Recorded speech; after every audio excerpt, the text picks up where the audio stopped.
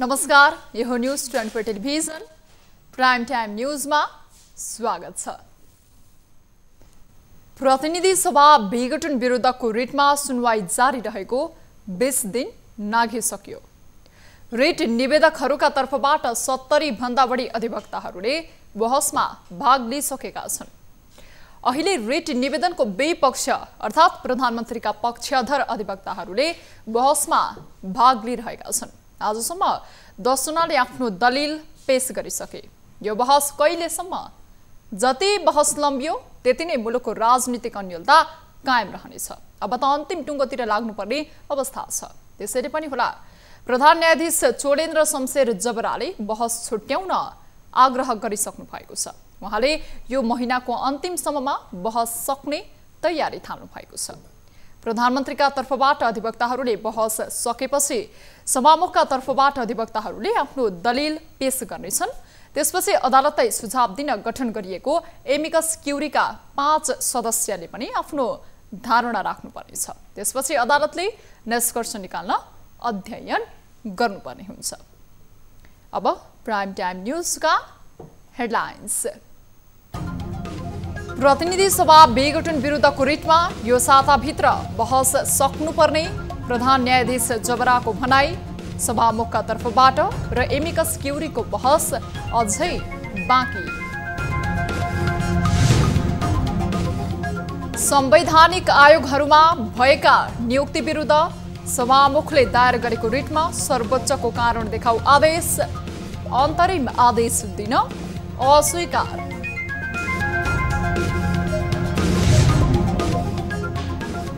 प्रदेशको प्रदेशसभाको बैठकमा नेकपा ओली समूहको अवरोध। फागुन 9 गतेसम्मका लागि बैठक स्थगित। अविश्वासको प्रस्ताव पेश भएन।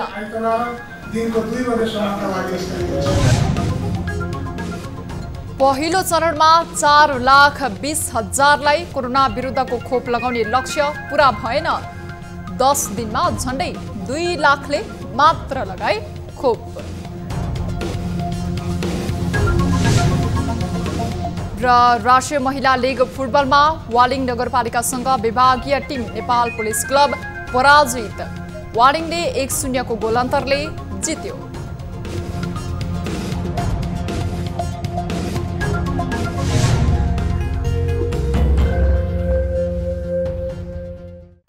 हामी निरन्तर न्यूजमा छौं।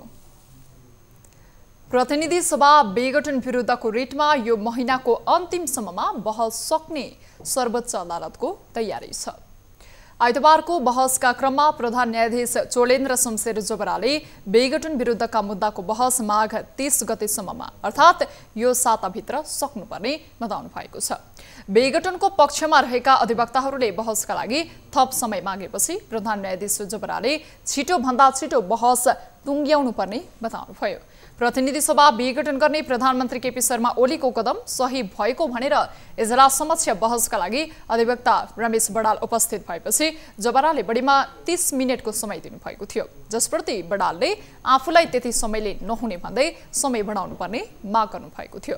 प्रधान न्यायाधीश जबराले अब धेरै समय नलिन आग्रह गर्दै सभामुखका तर्फबाट र एमिकस क्युरी पनि रहेकाले यो हप्ताभित्र सबैले बहस सक्नुपर्ने बताउनु भएको छ। रेडको विपक्षमा अर्थात् प्रधानमन्त्रीको तर्फबाट अधिवक्ताहरूले भने पक्षका अधिवक्ताहरूले जति समय लिएका थिए उति नै समय आफूहरूले पनि पाउनुपर्ने जिकिर गरेका थिए। प्रधान न्यायाधीश जबराले प्रधानमन्त्री लगायतका विपक्षीको तर्फबाट सुरुमा नै वरिष्ठ अधिवक्ता सुशील पन्तले जवाफ दिएकाले अरूलाई समयको पाबन्दी लाग्ने जानकारी दिनुभयो। प्रतिनिधि सभा विघटन विरुद्धका मुद्दामा माघ 4 गतेदेखि निरन्तर सुनवाई भइरहेको छ, जसमा रिट निवेदकका कानून व्यवसायबाट करिब 70 जनाले बहस गरेका थिए भने सरकारी कानून व्यवसायमा 10 जना भन्दा बढीले बहस गरेका छन्। आइतबार सरकारी वकिलहरूले बहस सकाएपछि प्रधानमन्त्री ओलीको तर्फबाट कानून व्यवसायीहरूले बहस सुरु गरेका हुन्। सभामुख अग्निप्रसाद सापकोटाका कानून व्यवसायी र 5 जनाको एमिकस क्युरीले बहस गर्न अझै बाँकी नै रहेको छ। संवैधानिक आयोगहरूमा भएका नियुक्ति विरुद्ध सर्वोच्च अदालतमा सभामुख अग्निप्रसाद सापकोटाले दायर गरेको रिटमा विपक्षीका नाममा कारण देखाउ आदेश जारी गरेको छ। सभामुखले दायर गरेको रिटको सुनवाई गर्दै न्यायाधीश प्रकाश कुमार ढुङ्गानाको एकल इजलासले आइतबार कानुन देखाउ आदेश जारी गरेको हो। सर्वोच्चले राष्ट्रपति, प्रधानमन्त्री, प्रधान न्यायाधीश तथा संवैधानिक परिषदको कार्यालय, राष्ट्रसभा अध्यक्ष लगायतका विपक्षीका नाममा कानुन देखाउ आदेश जारी गरेको हो। सभामुख सापकोटाका तर्फबाट बहस गरेका अधिवक्ताहरूले संवैधानिक आयोगहरूमा नियुक्तिहरूलाई काम गर्नबाट रोक्न माग गरेका थिए, तर इजलासले अन्तरिम आदेश दिन अस्वीकार गर्दै कानुन देखाउ आदेश दिएको हो। सभामुख सापकोटा गत शुक्रबार रिट निवेदन लिएर आफै सर्वोच्च गएका थिए। मुख्यमन्त्री विरुद्ध अविश्वासको प्रस्ताव पेश गर्ने तयारी भए पनि प्रदेशको प्रदेशसभाको बैठक सुरु भए लगत्तै स्थगित भएको छ। बैठकको सुरुमै नेकपा ओलीसम्मका प्रदेशसभा सदस्यहरूले विरोध जनाएपछि सभामुख प्रदीप कुमार भण्डारीले फागुन 9 गतेसम्मका लागि बैठक स्थगित गर्नुभयो। मुख्यमन्त्री शेरधन राई विरुद्धमा अविश्वासको प्रस्ताव पेश गर्ने कार्यसूची तय भएको थियो, तर सत्ता पक्षका सांसदहरूले सो प्रस्ताव पेश हुन नसक्ने भन्दै उठेर विरोध गरेपछि सभामुख प्रदीप कुमार भण्डारीले बस्न आग्रह गर्दा समेत नबसेपछि स्थगित गर्दै अर्को बैठक फागुन 9 गतेलाई आह्वान गर्नुभयो।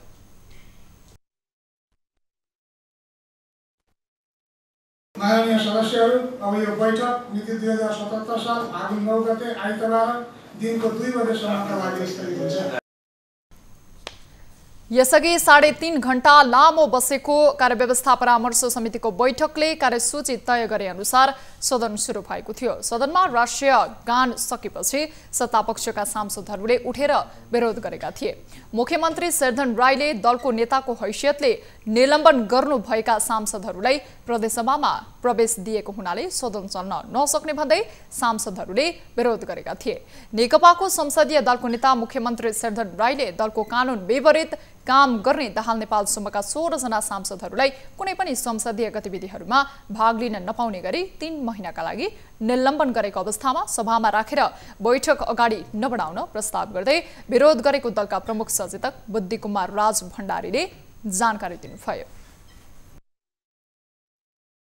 यो स्थिति नआओस्, सधैँ चाहिँ सत्तापक्षले संसद अवरुद्ध गर्ने वातावरण सिर्जना नहोस्, किनभने हाम्रो दल दुईटा भएको छैन, कानुनले एउटा भन्छ।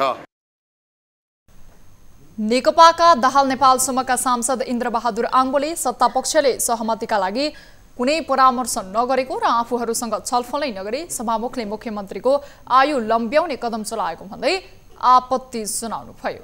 अविश्वासको प्रस्ताव राख्ने हामी प्रस्तावहरूको तर्फबाट हाम्रो कुरा के हो भने संविधान बमोजिम दर्ता भएको अविश्वासको प्रस्ताव चाहिँ छलफल हुनुपर्छ, सुचारू हुनुपर्छ र अहिलेसम्म यति लामो समय 18 दिनसम्म चाहिँ स्थगित गर्दाखेरि पनि कुनै चाहिँ एउटा निकास निस्किने खालको चाहिँ वार्ता संवाद र छलफल यो बीचमा हुन सकेन। त्यसकारणले गर्दाखेरि यो बीचको समय पनि कुनै कामयाबी हुने स्थिति छैन। संसद बैठक स्थगित भएपछि प्रतिक्रिया दिँदै प्रमुख प्रतिपक्षी दल नेपाली कांग्रेसका संसदीय दलका नेता राजीव कोइरालाले सभामुख भण्डारी र सरकार बीचको सेटिङका कारण सदन बन्धक बनेको आरोप लगाउनुभयो। माननीय मुख्यमन्त्री राईज्यूको विरुद्धमा अविश्वास प्रस्ताव पेश गर्ने भनेर दिएको छ, तर त हुन पाएन र यो एउटा संसदीय पद्धतिको इतिहासमा संसदीय बहुलवादमा दुवै पक्ष सत्ता पक्षले यो सदन अवरोध गरेको सायद पहिलो घटना हो कि जस्तो मलाई लाग्छ। अर्को बैठकमा जसरी पनि अविश्वासको प्रस्ताव टेबल गर्ने प्रचण्ड नेपालसम्मको तयारी रहेको छ। नेकपा प्रचण्ड नेपाल पक्षका अध्यक्ष माधव कुमार नेपालले अहिलेको लडाईँ न्याय, संविधान र लोकतन्त्रको रक्षाका लागि भएको बताउनु भएको छ। आइतबार आयोजित अध्यक्ष नेपालले अहिलेको लडाईँ कुर्सीका लागि नभएर न्याय, संविधान र लोकतन्त्रको रक्षाका लागि भएको बताउनु भएको हो। उहाँले अहिले केपी ओली मार्क्सवाद छोडेर अवसरवादतिर लागेको आरोप पनि लगाउनुभयो। उहाँले मदन भण्डारीको नाम बेचेर ओलीले स्वार्थ लिइरहेको तर्क गर्नुभयो। ओलीले आफू र प्रचण्डलाई सत्तामा जाने भर्याङ मात्र बनाएको उहाँको भनाइ छ। उहाँले पार्टीभित्र अल्पमतमा परेपछि आफ्नो पद जोगाउनका लागि संसद विघटन गरेको बताउनुभयो। ओलीको कदमलाई जनताले पनि विश्वास र साथ पनि नदिएको भन्दै त्यसको ज्वलन्त उदाहरण दरबार मार्ग आम सभा रहेको बताउनुभयो। अहिले देशव्यापी रूपमा आन्दोलन चलेको छ, जनताको विशाल उपस्थिति देखिएको छ। विराटनगरको सभा त्यस्तै ठुलो थियो, बुटोलको त झन् शानदार थियो, धनगढीको त महाशानदार थियो। यो सबै काठमाडौँको त्यत्रो सभा, विरोध सभा, त्यो विरोध सभाले 7औं पुत्रो लिएछ केपी ओलीको। अनि 3 लाख साङ्ग्रो गल्लीमा गरेको सभाभन्दा हेर्न आउनु भनेको त हेर्न जाँदा हात्ती आयो फुस्सा भएछ। प्रतिगमनकारी कदम विरुद्ध अहिले आफूहरू आन्दोलनमा रहेको भन्दै उहाँले प्रतिगमनकारी कदमलाई परास्त गरेरै छाड्ने जिकिर गर्नुभयो। अध्यक्ष नेपालले संसद विघटनको विषयमा संविधान अनुसार न्यायोचित फैसला गर्ने विश्वास व्यक्त गर्नुभयो।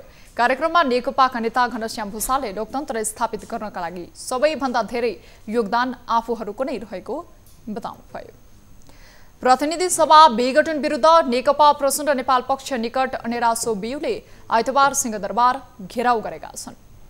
प्रधानमन्त्रीलाई विरोध पत्र बुझाउने तयारी गरेका उनीहरूले प्रधानमन्त्रीले समय नदिएपछि सिंहदरबार नजिक हनुमान थानमा विरोध प्रदर्शन गर्दै सिंहदरबार घेराउ गरेका हुन्। प्रधानमन्त्री केपी शर्मा ओलीलाई काम चलाउ सरकारको संज्ञा दिँदै विज्ञप्ति प्रदर्शन सहित अनेरासो बियुले तत्काल सरकारी पदबाट हट्न भन्दै सिंहदरबार घेराउ गरेका थिए।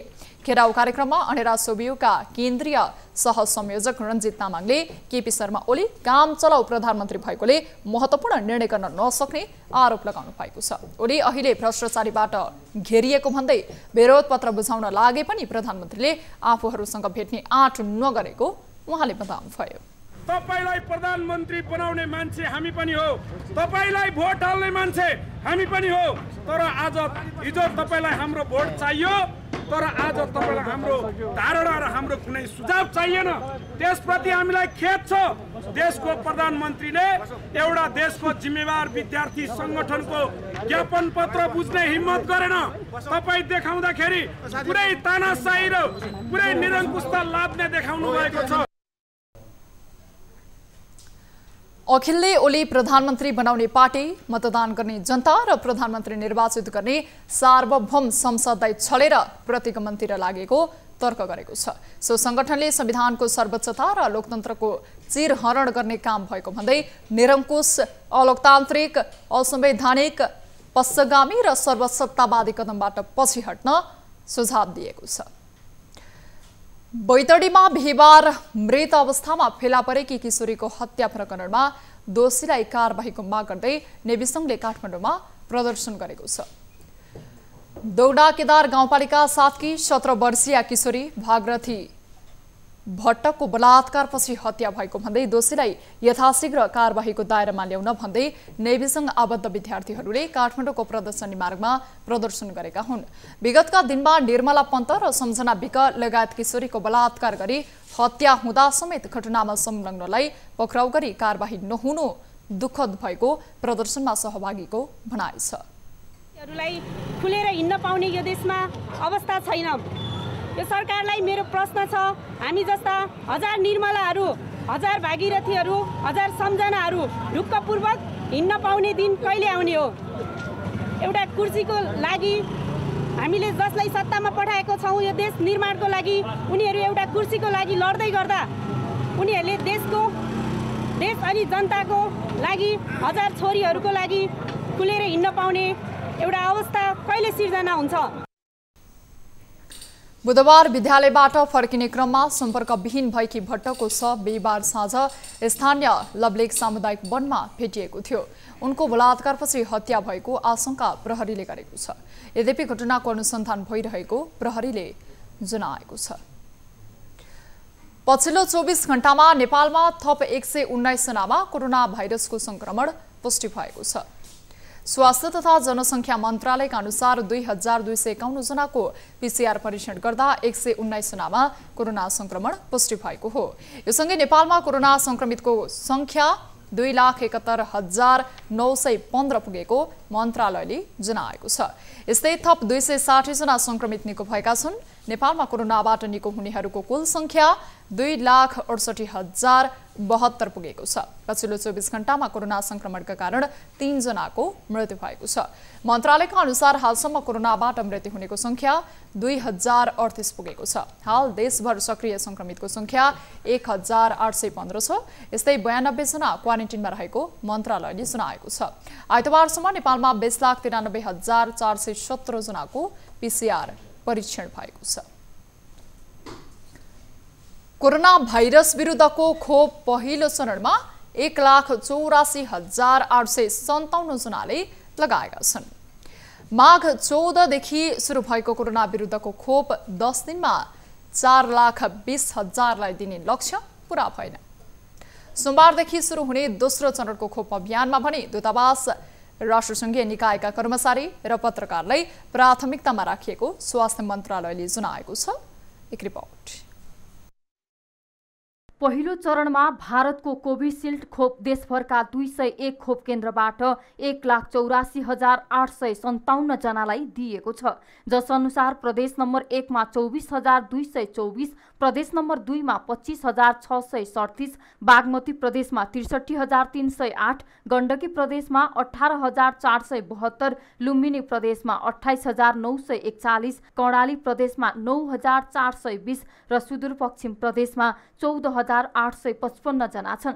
मन्त्रालयले यही माघ 14 गतेदेखि पहिलो चरणमा कुल जनसङ्ख्याको 3%लाई खोप लगाउने मध्ये प्राथमिकतामा परेका व्यक्तिलाई खोप प्रदान गरेको थियो।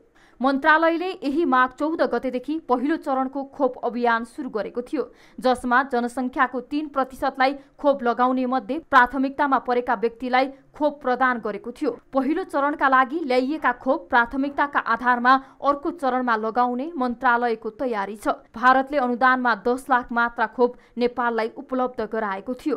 चीनले पनि 5 लाख मात्रा खोप उपलब्ध गराउने प्रतिबद्धता जनाएको छ। सरकारले कुल जनसङ्ख्याको 72%लाई खोप लगाउने जनाएको छ।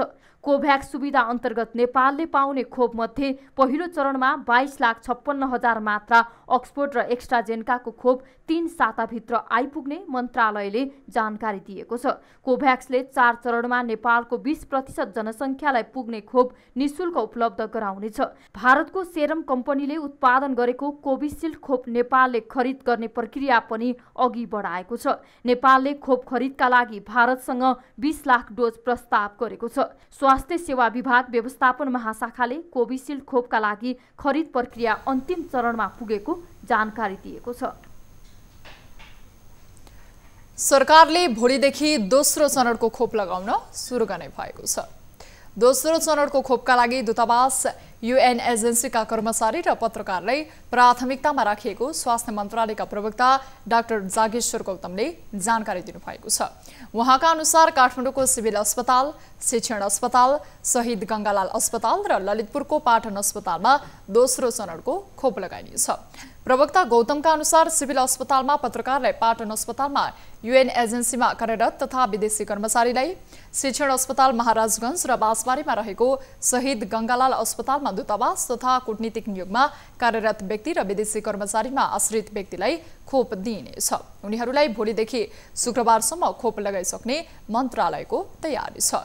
खोप लगाउन पत्रकारका लागि सूचना विभागबाट जारी प्रेस प्रमाणपत्र अनिवार्य गरिएको छ। खोपका लागि पहिलो चरणको जस्तो अनलाइन मार्फत सूचीकृत हुन भने नपर्ने मन्त्रालयले जनाएको छ। यसबाहेक अरू सम्मका व्यक्तिलाई पनि खोप लगाउने बारे आज छलफल गरेर निर्णय गर्ने तयारी भइरहेको प्रवक्ता गौतमको भनाइ छ। न्युजहरू अझै बाँकी नै छन्, अहिलेलाई ब्रेक।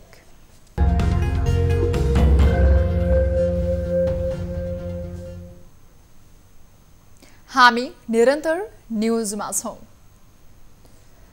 सञ्चार तथा सूचना प्रविधि मन्त्री पार्वत गुरुङले कोभिड प्रभावित श्रमजीवी पत्रकारहरूलाई राहत प्याकेज ल्याउने घोषणा गर्नुभएको छ।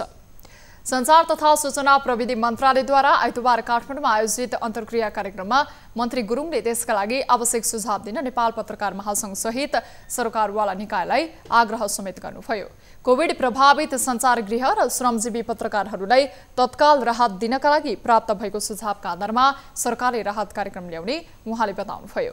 उहाँले संसद नभएको अवस्थामा जरुरी विधेयक भई अध्यादेशबाट भए पनि कानून ल्याउने जानकारी दिनुभयो। अध्यादेश ल्याउने भन्ने त जरुरी भएर हो। त्यस्तो जरुरी विधेयकहरू छन् भने पनि अब हामी ब्याकडोरबाट चाहिँ ल्याउने छैनौँ, तपाईँहरूसँग फेरि छलफल गरेर यस्तै फोरममा हामी बसेर कुरो गर्नेछौँ। यो तपाईँहरूको बिचमा मैले यी कतिपय विधेयक र ऐनहरूको बारेमा थप यसरी नै कुरो राखेँ। मन्त्री गुरुङले आगामी आर्थिक वर्षको नीति कार्यक्रम र बजेटबारे मन्त्रालयलाई सुझाव दिन सरकारवाला निकायलाई आग्रह समेत गर्नुभयो। उहाँले आगामी आर्थिक वर्षको नीति कार्यक्रम र बजेटबारे समयमै सुझाव दिन आग्रह गर्नुभएको हो। गुरुङले पत्रकारहरूले आफ्नो आचार संहिता पालना गर्ने कामलाई प्रभावकारी बनाउने उपायको विषयमा मन्त्रालयले सरकारवाला निकायबाट सुझावको अपेक्षा गरेको पनि स्पष्ट पार्नुभयो। अब बिजनेस न्यूज।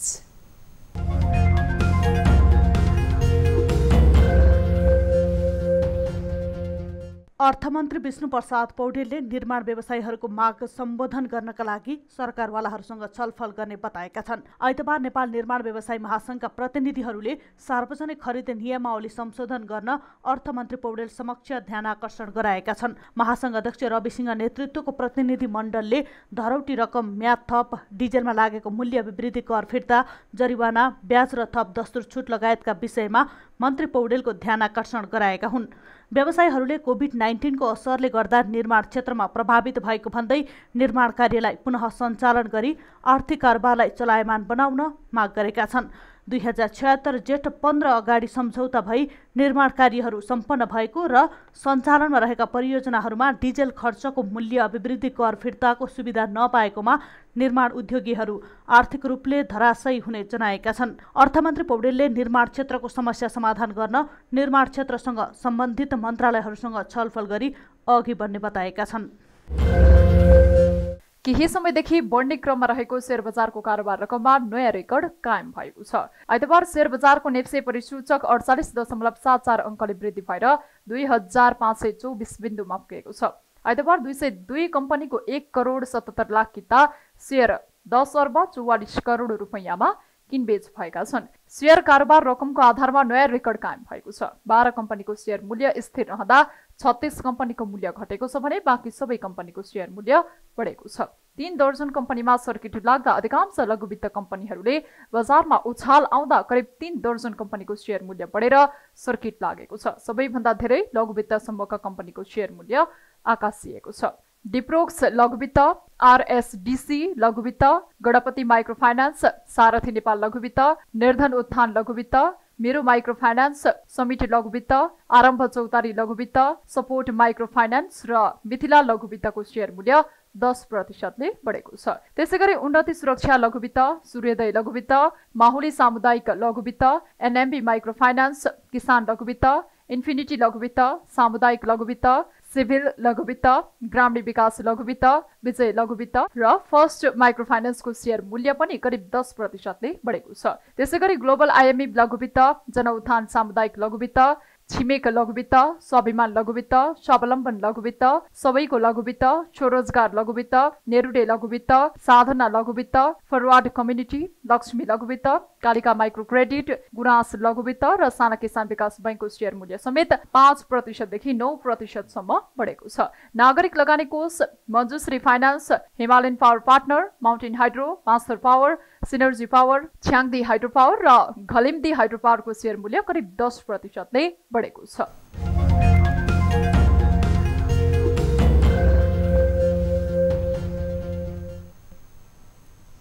अब स्पोर्ट्स न्यूज।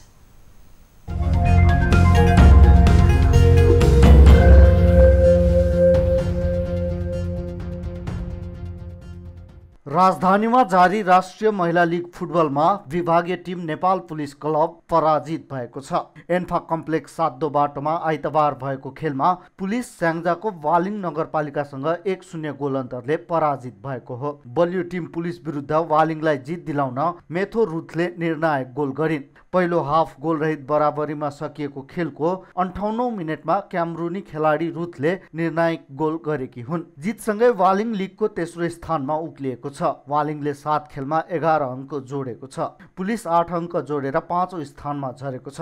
त्यस्तै आइतबार नै भएको अर्को खेलमा रौतहटको चन्द्रपुर नगरपालिकाले दोस्रो जित निकालेको छ। सातो बाटो स्थित एन्फा कम्प्लेक्समा विराटनगर महानगरपालिकालाई 1-0 गोल अन्तरले पराजित गर्दै चन्द्रपुरले लिगमा दोस्रो जित निकालेको हो। चन्द्रपुरको जितमा रजनी थोकरले 70औं मिनेटमा निर्णायक गोल गरिन्। दोस्रो जित निकालेसँगै चन्द्रपुरले 7 खेलमा 6 अङ्क जोडेको छ। विराटनगरको 7 खेलमा 10 अङ्क छ। महिला लिग अन्तर्गत सोमबार 1 खेल हुनेछ।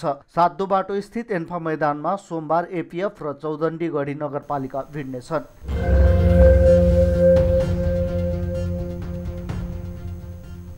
अब विद्या बस्नेतका साथमा फटाफट न्यूज।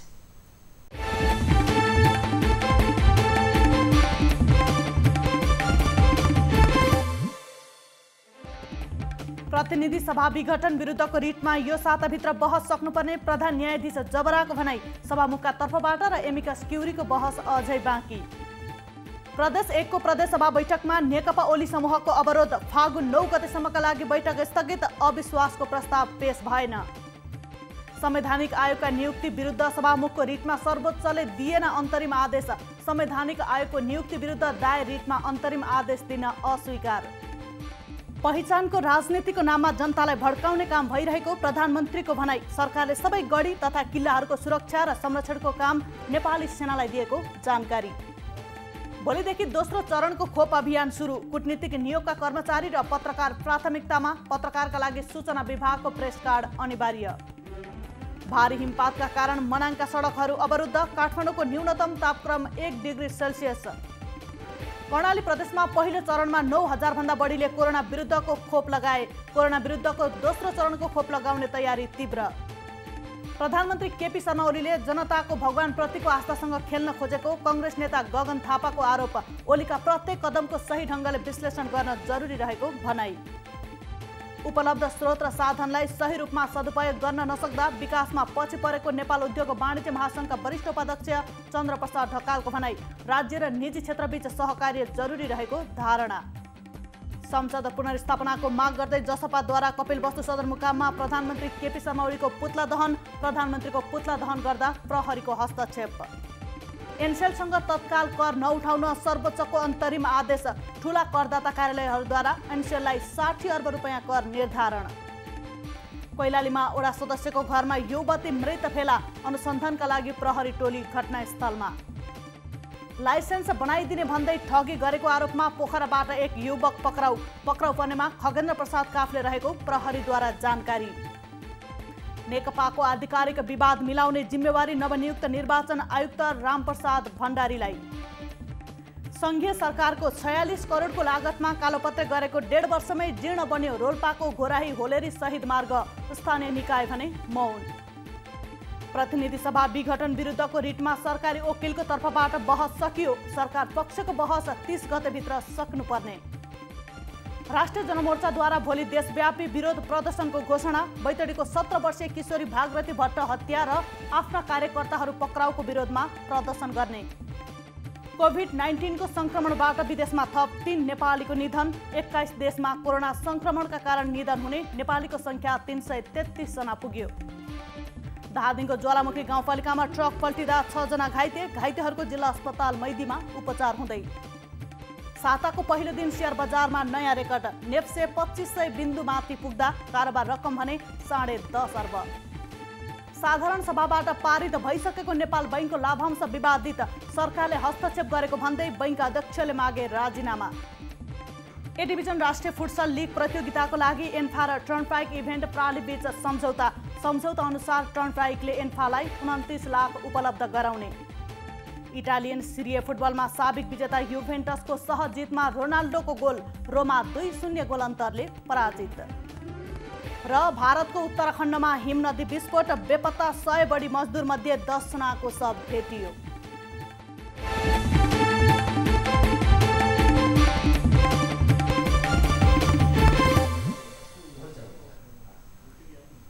अब एउटा रोचक प्रसङ्ग। विश्वमा एउटा यस्तो अचम्मको गाउँ छ जुन 9 किलोमिटर लामो छ तर जम्मा 150 मिटर मात्र चौडा छ। पोल्यान्डमा रहेको सुलोस्चवा नामक यो विचित्र गाउँ वास्तवमा संसारकै सबैभन्दा लामो गाउँ पनि हो।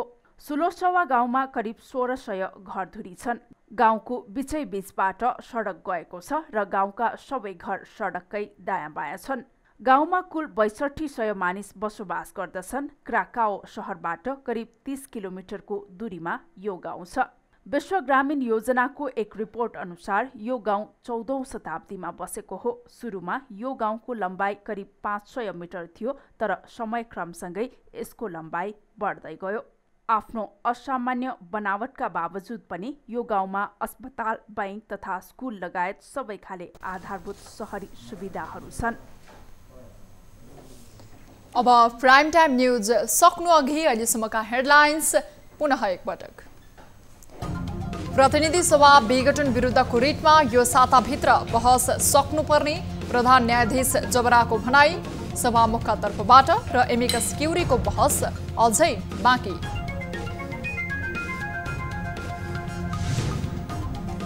संवैधानिक आयोगहरूमा भएका नियुक्ति विरुद्ध सभामुखले दायर गरेको रिटमा सर्वोच्चको कारण देखाउ आदेश।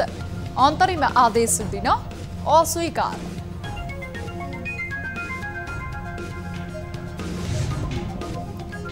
प्रदेश 1 को प्रदेशसभाको बैठकमा नेकपा ओलीसम्मको अवरोध। फागुन 9 गतेसम्मका लागि बैठक स्थगित। अविश्वासको प्रस्ताव पेश भएन।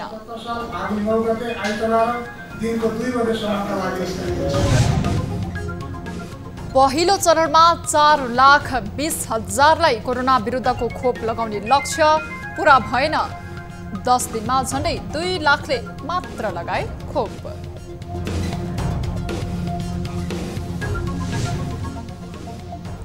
र राष्ट्रिय महिला लीग फुटबलमा वालिङ नगरपालिकासँग विभागीय टिम नेपाल पुलिस क्लब पराजित।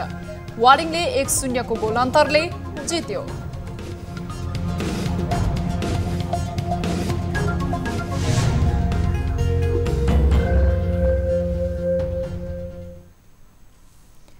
प्राइम टाइम न्यूज अहिलेलाई यति नै। जाँदा जाँदै ताली र गालीका लागि हामीले अझै पनि बन्द र आम हडताल जस्तो कठोर कदम चाल्नु जायज हो र जायज हो भन्नेले तालीमा र जायज होइन भन्नेले गालीमा भोट गर्नुहोला भनेर मत मागेका थियौं। यसको अन्तिम परिणाम अब प्रसारण हुने कार्यक्रम सीधा कुरा जनतासँगमा हेर्न नभुल्नुहोला। थप न्यूजका लागि हाम्रो वेबसाइट www.news24nepal.com हेर्नुहोला। साथै हामीलाई फेसबुक, ट्विटर र युट्युबमा पनि फलो गर्न सक्नुहुनेछ। यस्तै मोबाइल, इमेल र भाइबरबाट न्यूज24 को हेल्प डेस्कमा केही समस्या र गुनासा छन् भने सम्पर्क गर्न सक्नुहुनेछ। हामी निरन्तर न्यूजमा छौं। नमस्ते।